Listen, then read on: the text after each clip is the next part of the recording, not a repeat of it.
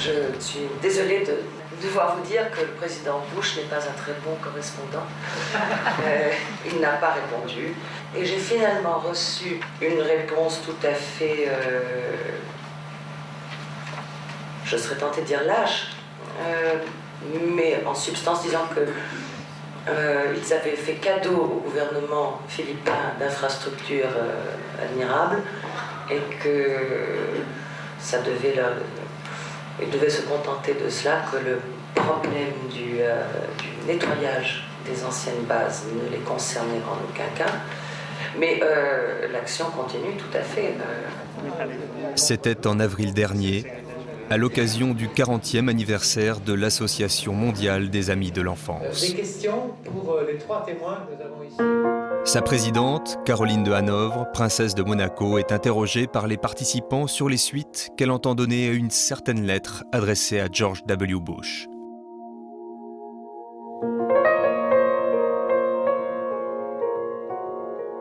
Monsieur le Président, il a été porté à mon attention par notre antenne philippine que des milliers de familles et particulièrement d'enfants ont été contaminés par des déchets toxiques près des anciennes bases militaires américaines aux Philippines. Il faudra attendre quelques mois pour que le président réponde en la personne d'un conseiller militaire de la Maison-Blanche. Votre Altesse, merci pour votre lettre adressée au président Bush concernant vos accusations de pollution causées par l'armée américaine dans les anciennes bases des Philippines.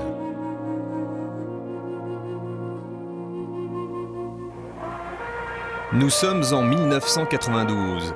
Suite à un vote du Sénat philippin, l'armée américaine plie bagage.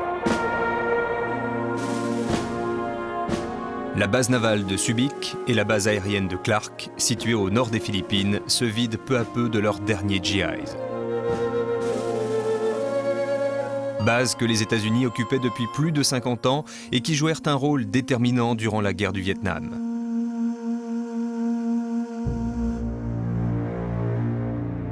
Site stratégique pour la puissance de feu de l'US Army, Subic et Clark servent de garage pour la réparation et l'entretien des navires et des avions.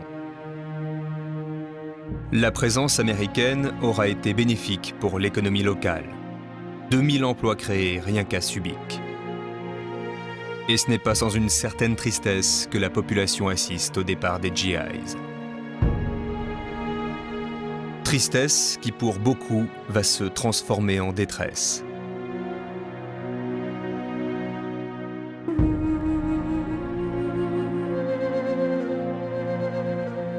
Tonila, journaliste locale, fut la première à enquêter autour des anciennes bases.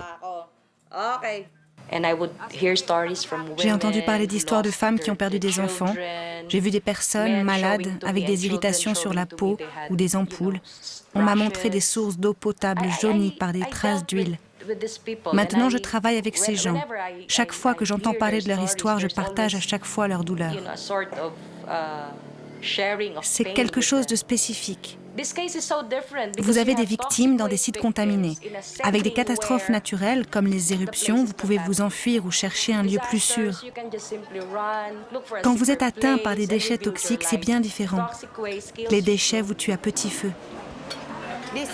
C'est mon unique enfant. Ma fille s'appelle Mika Grosse. Elle est atteinte d'une paralysie cérébrale. Elle ne peut pas rester debout.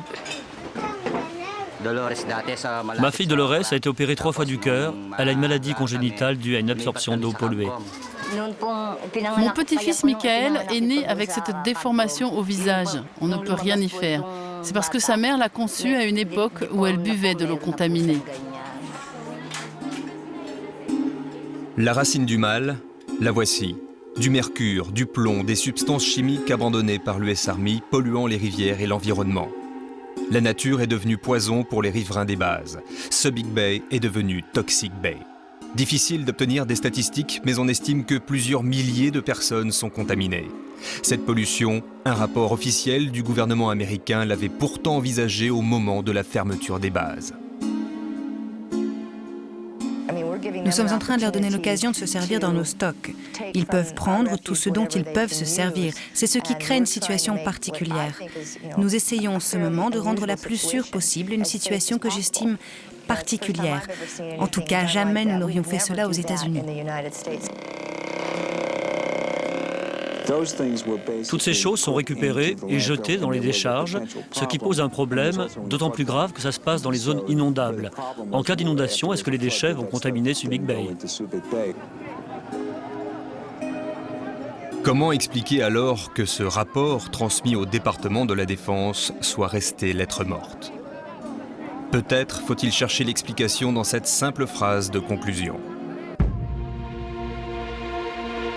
Le coût d'un nettoyage de l'environnement pourrait atteindre des sommes astronomiques.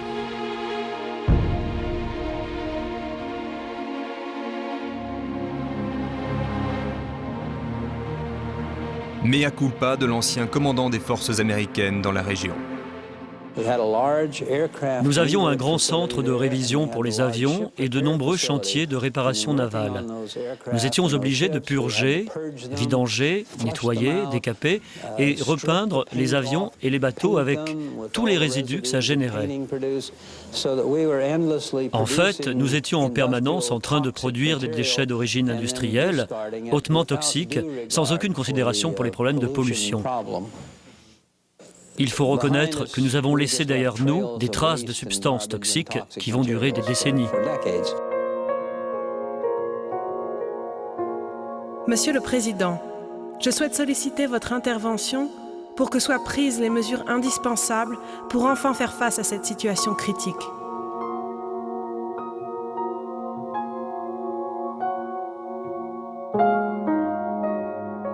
Votre Altesse, les États-Unis utilisaient ces bases selon un accord datant de 1947 et rien dans cet accord ne nous obligeait à procéder au nettoyage de l'environnement.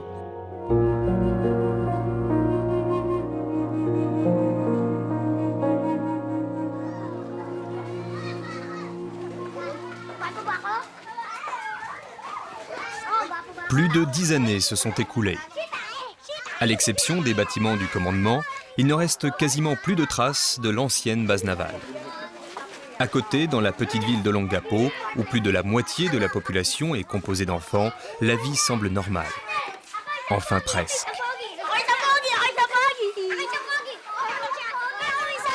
Jaster aimerait bien s'amuser aussi dans les ruelles, mais son copain lui fait comprendre qu'il doit s'économiser.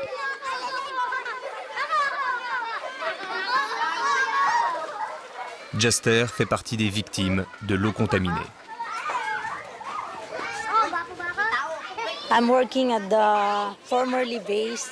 Je travaillais dans l'ancienne base. J'habitais ici, le long de la rivière qui débordait.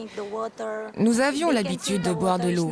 On entendait dire qu'elle n'était pas bonne pour nous, mais j'étais déjà enceinte lorsque nous avons eu la preuve que c'était toxique. C'est pourquoi mon bébé est né en 2000 avec une leucémie et d'après le docteur, c'est dû aux déchets toxiques.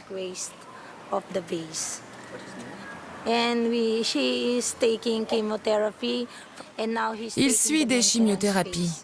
Il vient de commencer un nouveau traitement qui coûte cher. On a bien essayé de vivre ailleurs, dans un lieu plus sûr, mais c'est plus cher. On ne gagne pas beaucoup d'argent.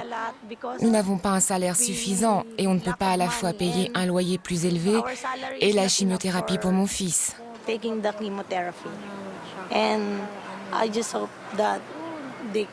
J'espère vraiment qu'ils vont nous aider, qu'ils vont venir nettoyer autour des bases, pour que plus jamais les enfants ne souffrent comme mon fils.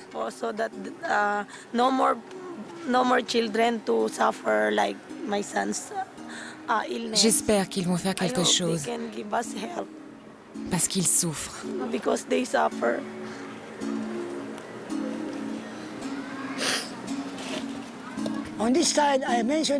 De ce côté-là, il y avait les containers.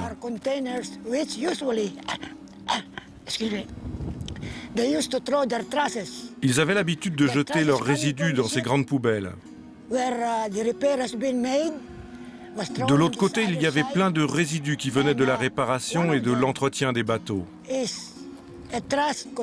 Une partie de ces containers était destinée à recevoir les déchets d'amiante. Je me souviens que les déchets se transformaient en une poudre qui se dissipait dans l'air. Et nous, on était exposés à cette poussière. Bien plus tard, en 1985, j'ai appris que ces déchets d'amiante provoquaient des cancers. Et moi, je suis une des victimes. On m'a diagnostiqué un cancer. Il y a donc eu des choses qui nous ont été cachées par une partie du gouvernement américain. Et je suis à présent en train de subir l'injustice que ces gens m'ont infligée. Depuis le départ des GIs, on essaye tant bien que mal de tourner la page.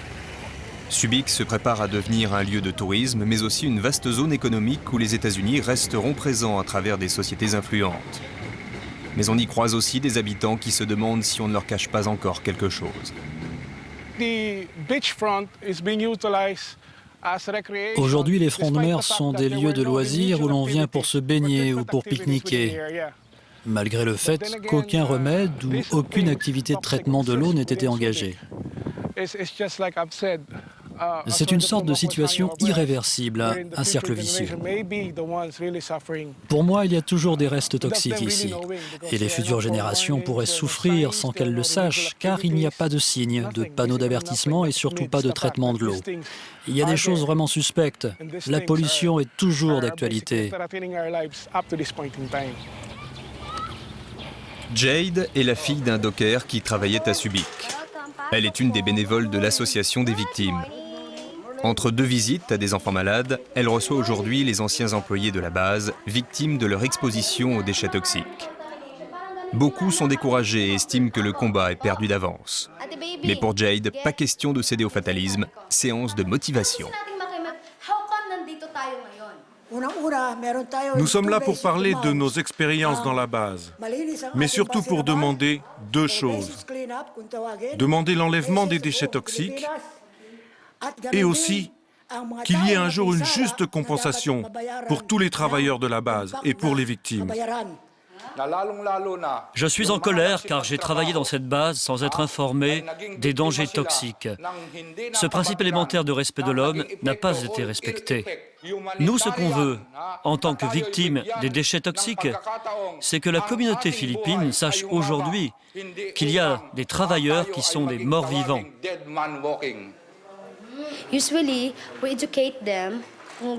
J'ai un grand rôle d'éducation auprès des anciens employés. Il faut aider ces gens à lutter pour leurs droits, leur ouvrir les yeux sur leur situation. Il s'agit de leur faire comprendre que les déchets n'affectent pas seulement les humains, mais la nature autour, et que le plomb, le mercure ont un effet beaucoup plus large qu'ils ne le croient.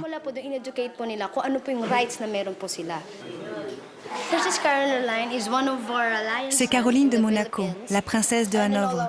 Elle a écrit au président Bush pour l'alerter sur la contamination par les déchets toxiques à Subic et à Clark et qu'il paie pour leurs responsabilités.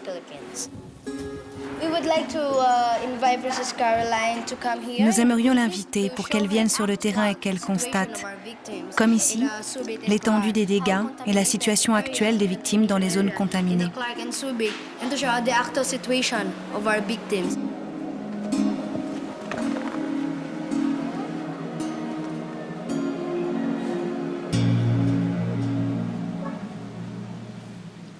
Qu'est-ce qu'il a, votre fils ? Il souffre d'une paralysie cérébrale. On vient de lui faire passer un examen du cerveau. À l'hôpital, ils nous ont dit qu'il fallait démarrer un nouveau traitement, mais nous n'avons pas vraiment les moyens.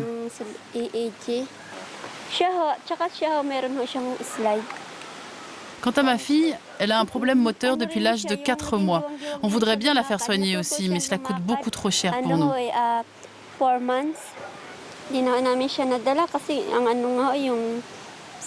Pour l'instant, on ne peut pas lui payer de nouvel examen médical. Au nord-est de Subic Bay, direction l'ancienne base aérienne de Clark. C'est ici qu'en 1992, près de 5000 familles des montagnes voisines furent relogées après l'éruption volcanique du Pinatubo. June 1994, pumutok ang Pinatubo. Nilipat po kami dito sa. Suite à l'éruption du volcan en 1991, nous avons été relogés ici.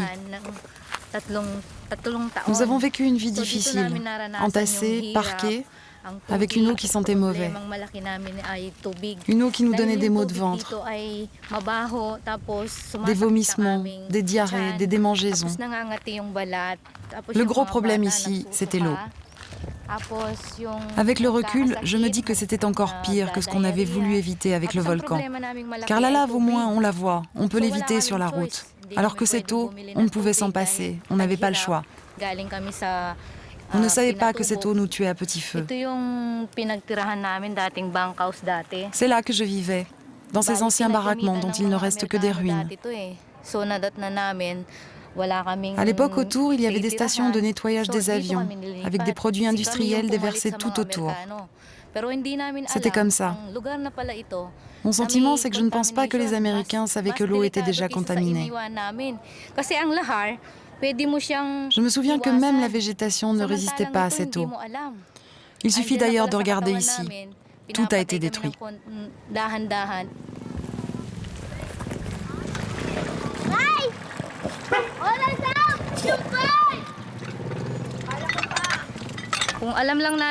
C'est ici qu'on prenait l'eau pour se baigner, pour boire, faire la vaisselle. Ça sentait mauvais.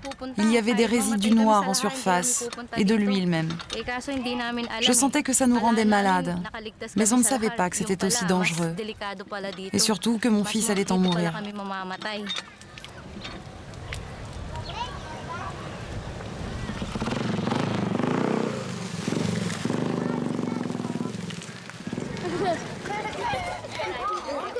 À une quinzaine de kilomètres, Dina vit aujourd'hui à Angeles City où elle tient une épicerie. Maman de Chrysel, premier enfant victime recensé, elle a fait de sa maison un refuge, un lieu d'entraide pour des familles désemparées.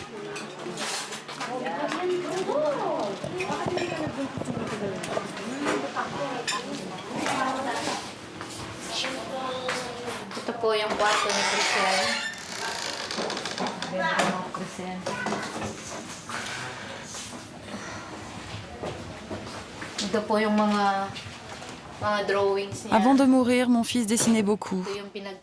Et en particulier, il aimait dessiner des arbres, des animaux. Surtout, il éprouvait le besoin de dessiner, comme il disait, une nature sans poison.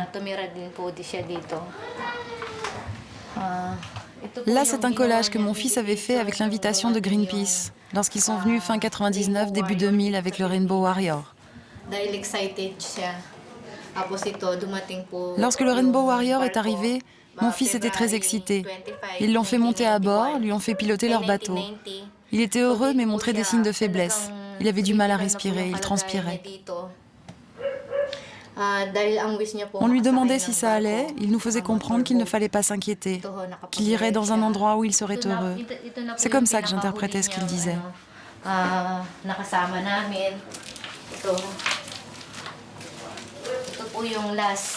Là, sur ces photos, ce sont les derniers moments que l'on a passés ensemble. Après, il a fallu l'emmener à l'hôpital et ça a été le début de la fin. Et sur ce cœur, nous demandons au gouvernement américain de rendre justice aux enfants victimes.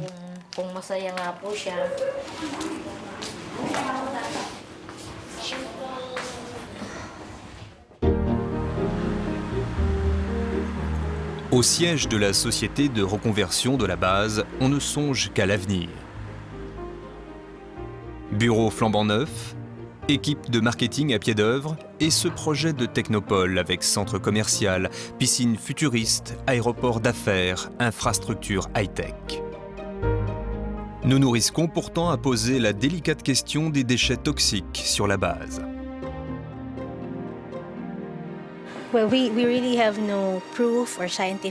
Nous n'avons pas vraiment de preuves scientifiques pour conclure à des maladies causées par des déchets toxiques sur la base de Clark.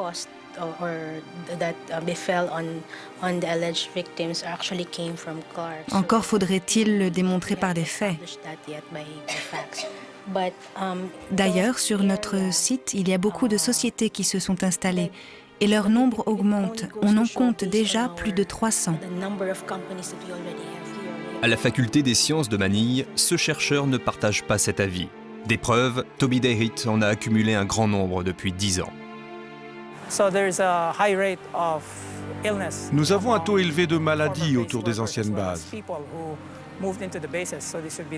Nous avons un taux élevé de cancer dans les populations vivant autour de ces bases.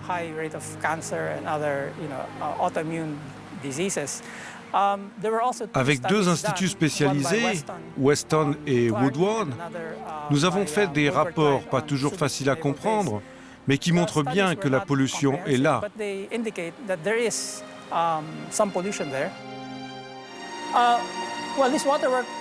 Voici un échantillon d'eau prélevée sur la base de Clark, où il y a des populations qui vivent encore actuellement. Ces échantillons sont contrôlés régulièrement en raison de la présence de polluants. On a trouvé encore des traces de plomb, des pesticides. Tout ceci nous indique bien qu'il y a contamination.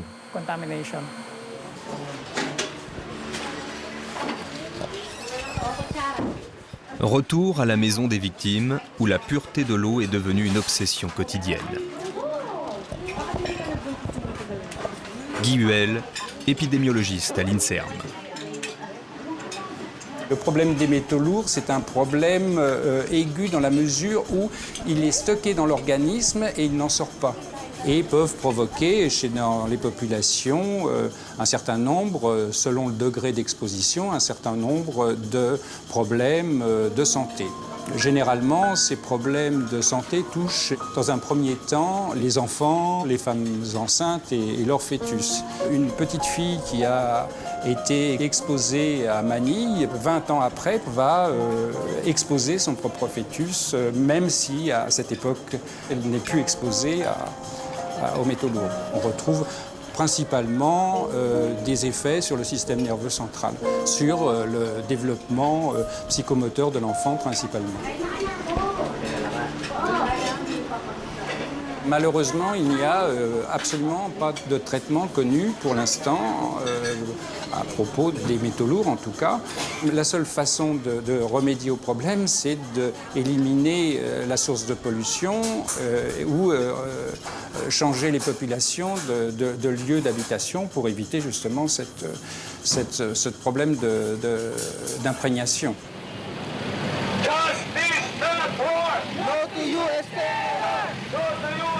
Manille, ambassade des États-Unis. Face à un gouvernement américain qui fait le dos rond, ils sont de plus en plus nombreux à venir exprimer leur colère. Des manifestations où l'on croise des familles de victimes, mais où se joignent aussi des représentants de l'Église catholique, des écologistes et ce qu'on appelle ici les filames, enfants nés d'un père GI reparti aux États-Unis et dont les mères n'hésitent pas à faire un parallèle entre ce qu'elles appellent 2 types d'irresponsabilité. Monsieur le Président, des centaines de milliers d'enfants mourront dans les 10 prochaines années des conséquences de leur exposition.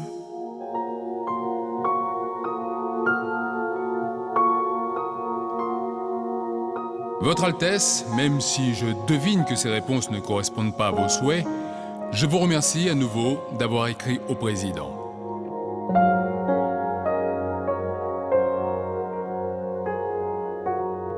C'est d'ici, de ce petit pavillon de la banlieue de Manille, que sont organisées les manifestations. Nous sommes au siège de l'association People Task Force for Bases Cleanup, qui, comme son nom l'indique, réclame au gouvernement américain de venir faire le ménage autour des anciennes bases. La revendication peut paraître angélique, mais ici on y croit dur comme fer. La revue de presse est l'occasion de regonfler le moral des troupes. Voici une coupure de presse qui fait partie de notre collection. C'est un article qui nous vient d'Italie. Pour nous, c'est très important, car nous avons besoin de mener une campagne vraiment globale. Nous avons besoin de mettre une pression internationale, car nous voulons obtenir la sympathie d'un maximum de populations, de manière à pousser le gouvernement américain à nettoyer ces déchets qu'ils ont abandonnés pendant la période où ils étaient sur ces bases aux Philippines.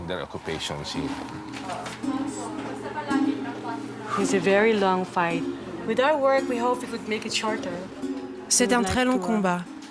Nous savons que nous n'arriverons pas à une véritable solution, Mais grâce à notre plan d'action, on pourra peut-être obtenir des mesures d'urgence en matière de santé. Nous espérons aussi qu'on va sensibiliser les gouvernements à l'étranger et qu'ils vont faire pression sur le gouvernement américain.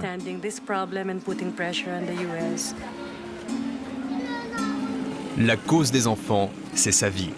Depuis qu'il a envoyé 2 sénateurs en prison pour pédophilie, Maître Eric Malonga est très populaire aux Philippines. De conférences de presse, en visite d'école comme ici, il profite de sa notoriété pour alerter l'opinion publique, un combat qu'il entend bien porter au-delà des Philippines. Nous avons l'intention de pousser la Commission des droits de l'homme des Nations Unies à mener une investigation de manière à ce qu'elle puisse établir une commission d'enquête sur les droits des enfants, de sorte qu'on puisse porter plainte devant une juridiction pour les enfants victimes de la contamination provoquée par la présence militaire américaine sur le sol philippin. Ils doivent faire face à leurs responsabilités. Ils visent l'Irak et Saddam Hussein. Ils lui reprochent de posséder des armes de destruction massive. Mais ici, aux Philippines, en toute légalité, dans les anciennes bases militaires, il y a des armes de destruction massive. De destruction massive, j'ai bien dit. Il y a des gens qui en meurent, ici aux Philippines. Et nous ne sommes pas des ennemis de l'Amérique. Il faut absolument continuer, mais je pense que peut-être par le Congrès américain, par les élus, je pense que peut-être certains citoyens américains aimeraient voir l'argent de leurs impôts dépensé à des fins peut-être plus justes et plus utiles pour l'enfance, pour l'humanité. C'est une question qu'il faudrait peut-être leur poser par le biais de leurs élus. Je pense que l'opinion américaine n'a pas été du tout sensibilisée à ce problème. Mais il n'y a pas que les États-Unis qui ont laissé derrière eux des déchets toxiques. Je pense que beaucoup d'autres pays peuvent être incriminés. Et une prise de conscience globale est nécessaire, impérative. On cherche tout le temps à nous rassurer sur l'innocuité de certains produits ou de certaines offensives, sur l'absence ou le risque minime pour les populations. Et on a l'impression qu'on a affaire à des apprentis sorciers qui ne savent pas exactement où ils vont et ce qu'ils manipulent. Le message de la princesse Caroline a-t-il des chances d'être entendu? Les apprentis sorciers seront-ils plus forts? Ces derniers sont en tout cas prévenus. Des citoyens, à Manille comme ailleurs, sont bien décidés à se battre pour laisser une autre planète à leurs enfants.